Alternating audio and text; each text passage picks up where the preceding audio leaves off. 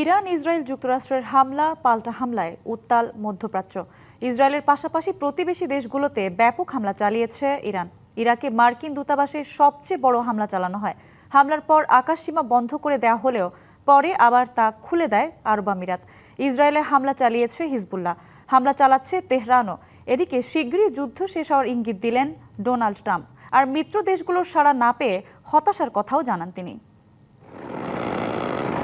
মধ্যপ্রাচ্যে চলমান 18 দিনের যুদ্ধে উপসাগরীয় অঞ্চলে মার্কিন দূতাবাস, সামরিক অবকাঠামো ও তেল শোধনাগার লক্ষ্য করে আবারও হামলা বাড়িয়েছে ইরান। দফায় দফায় চালানো হয় ড্রোন ও ক্ষেপণাস্ত্র হামলা। ইরাকের রাজধানী বাগদাদে মার্কিন দূতাবাসে বড় ধরনের ক্ষেপণাস্ত্র হামলা চালিয়েছে আইআরজিসি।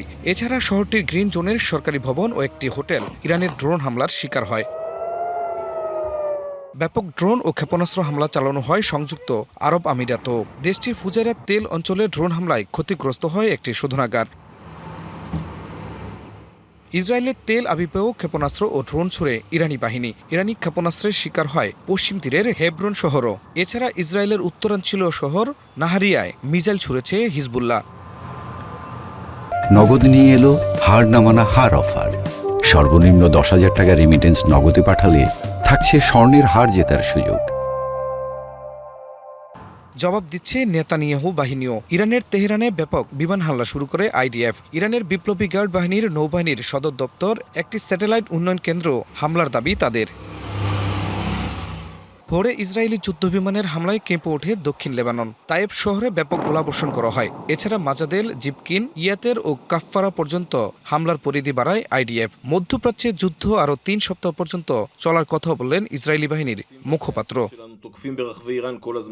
আর ট্রাম্পের দাবি, সামরিক পদক্ষেপে ইরান দুর্বল হয়ে পড়েছে।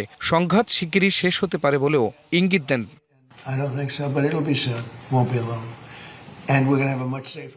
ইরান পুরোপুরি দুর্বল হয়ে পড়েছে।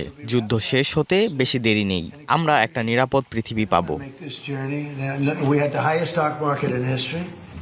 গুরুত্বপূর্ণ সমুদ্রপথ হরমুজ প্রণালীতে বাণিজ্যিক জাহাজগুলোতে নিরাপত্তা দিতে মিত্র দেশগুলোকে যুদ্ধ জাহাজ ও নৌসেনা পাঠাতে আবারও আহ্বান জানিয়েছেন ট্রাম্প। খান মোহাম্মদ মুকুল, ডিবিসি নিউজ ডেস্ক।